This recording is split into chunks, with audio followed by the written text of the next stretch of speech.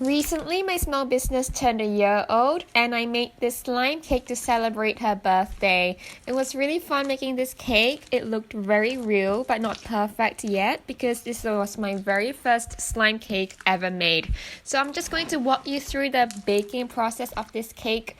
So I first used 3 eggs.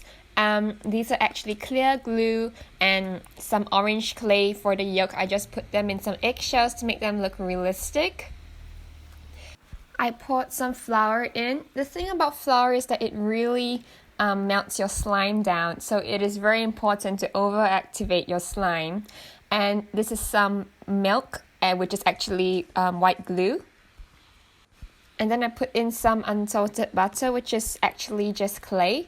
And then I finally mixed everything up together.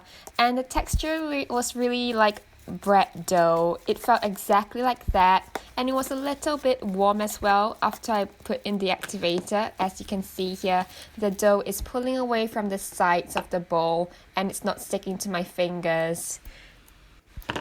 I went in with my hands to mix the dough really well. It's really strange that I'm calling it dough instead of slime because it really feels like dough. But yet this dough has the properties of slime. As you can see, it can be stretched very much. And the spread test is also great.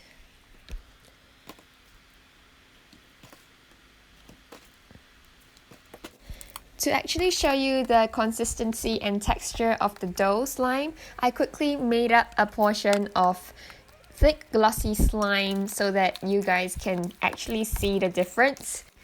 So I used some white glue, shaving foam and activator and mixed them really well to make this thick and glossy slime.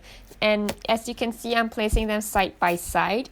The one on the right is actually the dough, and it has kind of like a sticky texture when I poke them in and really feels like a dough. That's really the best way I can describe it. Whereas the thick and glossy slime has a tacky sound and texture when I do the poke test.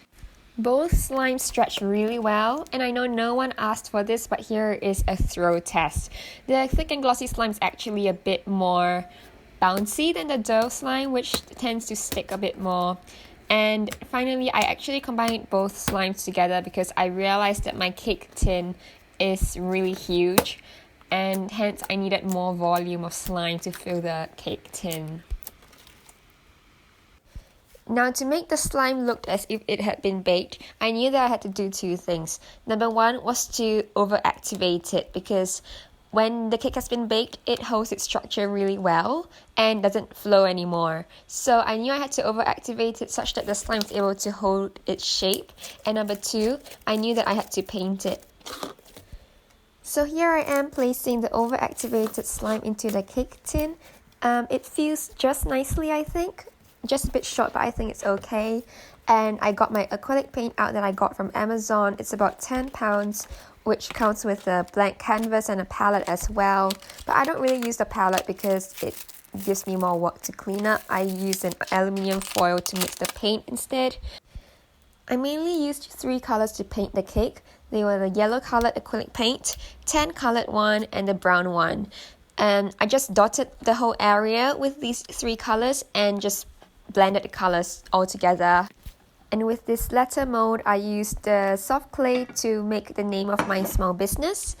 And finally, I took the cake out from the tin. It was a really easy process to do so because, like I said, the slime was actually overactivated.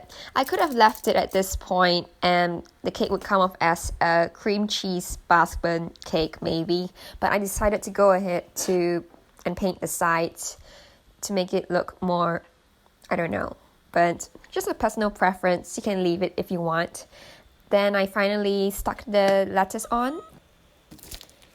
So here I am destroying the cake, and as this is overactivated slime, it had lots of bubble pops, but actually wasn't too fun to play as it was really tough. I made this more for the video, but in hindsight, maybe I should have used more soft clay to make the cake.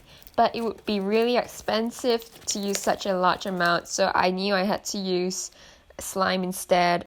I hope you enjoyed this tutorial, and here is the end product of my TikTok video.